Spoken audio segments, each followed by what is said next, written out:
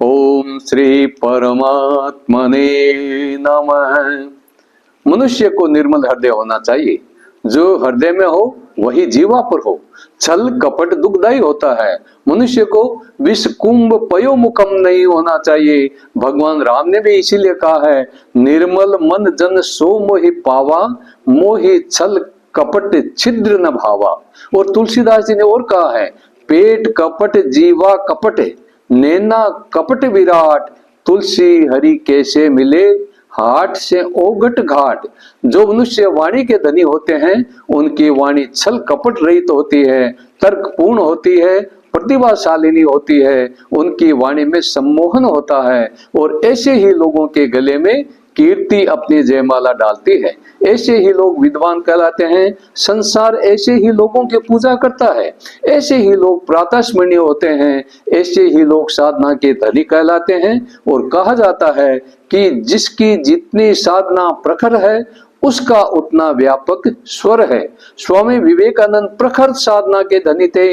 उनके शिकागो में प्रथम भाषण के समय brothers and sisters of America कहते ही सारा हॉल तालियों की गड़गड़ाहट से गूंज उठा था। उनके भाषण में इतना सम्मोहन था कि संसार के समाचार पत्रों ने अभूतपूर्व की संज्ञा दी थी। वाणी उठने की प्रेरणा देती है, लक्ष्य तक पहुंचाने की भी प्रेरणा देती है। वाणी में आश्चर्यजनक शक्ति होती है।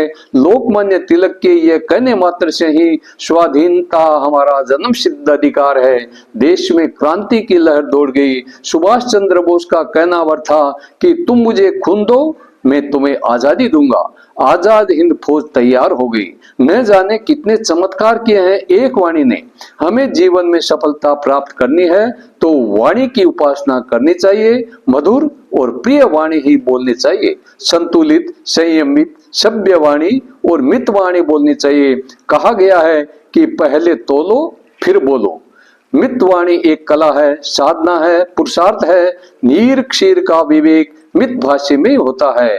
अनर्गल प्रलाप व्यर्थ की बकबक मानसिक संतुलन को नष्ट कर देता है। मधुर और सभ्य वाणी बोलने की आदत डालनी चाहिए। इसीलिए तो कहा गया है, एक बोली बो न सीखो, सब सीखो गए भूरी में। श्री हरि।